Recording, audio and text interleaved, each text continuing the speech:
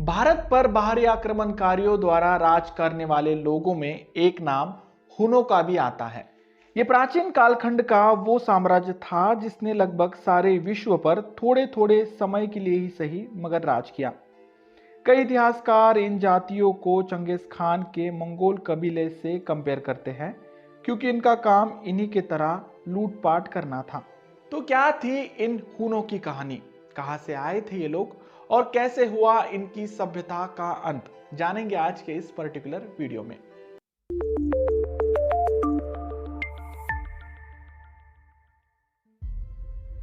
इतिहासकारों की माने तो हुन वास्तव में तिब्बत की घाटियों में बसने वाली जाति थी जिसका मूल स्थान वोल्गा के पूर्व में था।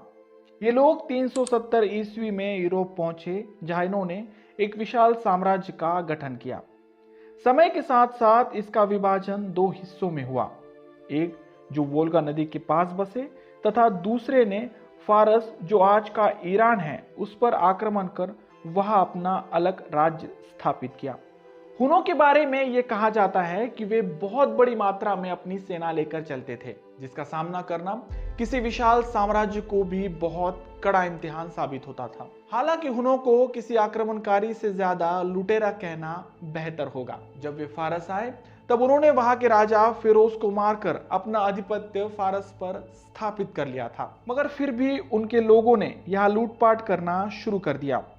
ये बात गौर करने वाली है कि साम्राज्यवादी होते हुए भी उनका ये लूटपाट करने का रवैया उनकी फितरत को शोभा नहीं देता था। यही वजह है कि उन्होंने किसी भी क्षेत्र पर ज्यादा दिनों तक राज नहीं किया। पारस के लोग उन्हें हैताल के नाम से बुलाते। कालिदास के समय में हुन वंशु के किनारे तक आए थे। रघु के दिग्विजय के वर्णन में कालिदास ने इसका वर्णन किया है।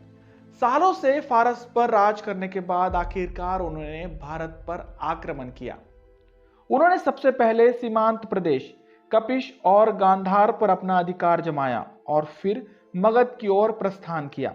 उस वक्त मगध की गद्दी पर राज था गुप्त साम्राज्य का। उस समय यह इकलौता ऐसा साम्राज्य था जिसने मौर्य साम्राज्य के बाद पहली बार भारत के इतने बड़े तबके पर राज किया था। मगर हुनों के आ जाने के बाद यह साम्राज्य माचिस की तीलियों की तरह ढहने लगा। हुनों और गुप्त साम्राज्य के बीच हुई इस लड़ाई में गुप्त साम्राज्य के सम्राट कुमारगुप्त मारे गए। हालांकि उनके बेटे स्कंदगुप्त ने बड़ी योग्यता और वीरता से हुनों का सामना किया। उनके इसी पराक्रम की वजह से सन 457 ईस्वी में कुछ इलाकों तक गुप्त साम्राज्य का आधिपत्य बरकरार रहा, मगर सन 465 ईस्वी आते आते हुन ज्यादा आक्रामक होने लगे और फाइनली स्कंदगुप्त उनसे युद्ध करके मारे गए। सन 499 में हुनों के पराक्रमी राजा तुर्मन शाह, जिसे संस्कृत में तोरमन कहा जाता है, गुप्त साम्राज्य के पश्चिमी इलाके पर अधिकार पाने में सफल हुए। इस प्रकार हुनों के अधीन आज का गांधार, कश्मीर, पंजाब, राजपूताना, मालवा और काठियावाड़ के इलाके आ गए। तुर्मन शाह के बाद शासन आया उनके बेटे तोरमान का। तोरमान को संस्कृत में मिहिर कुल के नाम से भी जाना जाता है।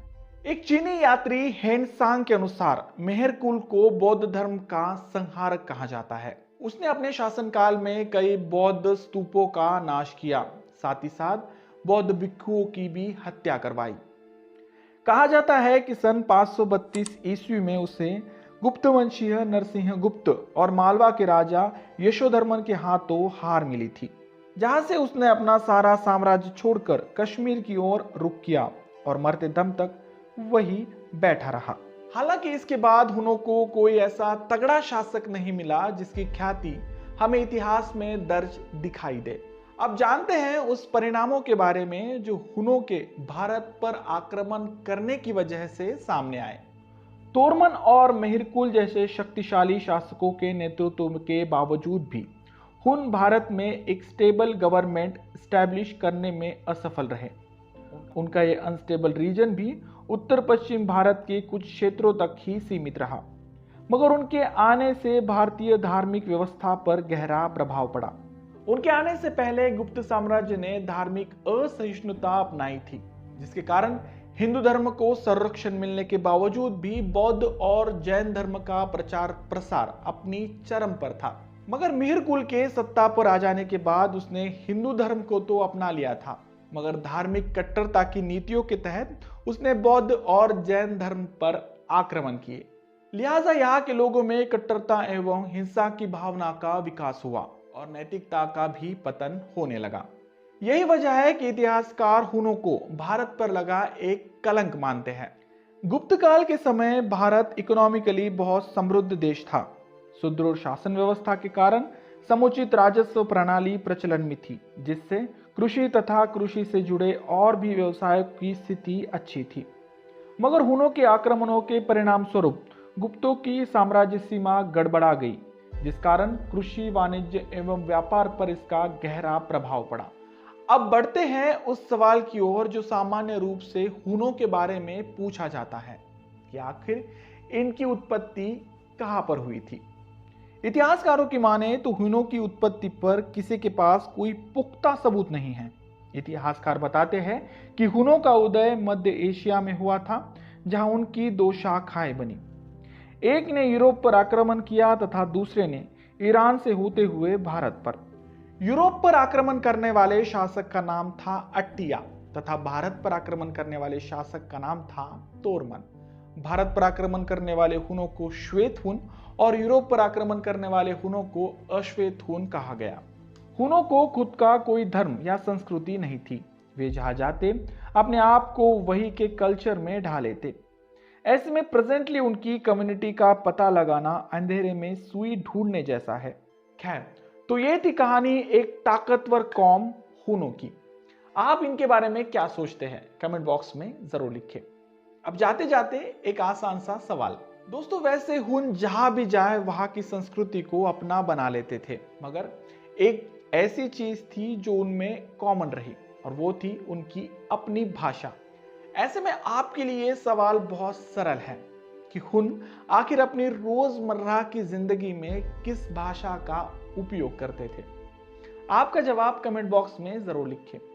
वीडियो अच्छा लगे तो प्लीज इसे लाइक कर अपने दोस्तों में शेयर करना ना भूलें। और हाँ, आपको अगर मेरा काम वाकई में अच्छा लगता है तो प्लीज चैनल को सब्सक्राइब कर देना। मिलते हैं अगले वीडियो में ऐसे किसी इंटरेस्टिंग और हिस्टोरिकल टॉपिक को लेकर। तब तक के लिए धन्यवाद।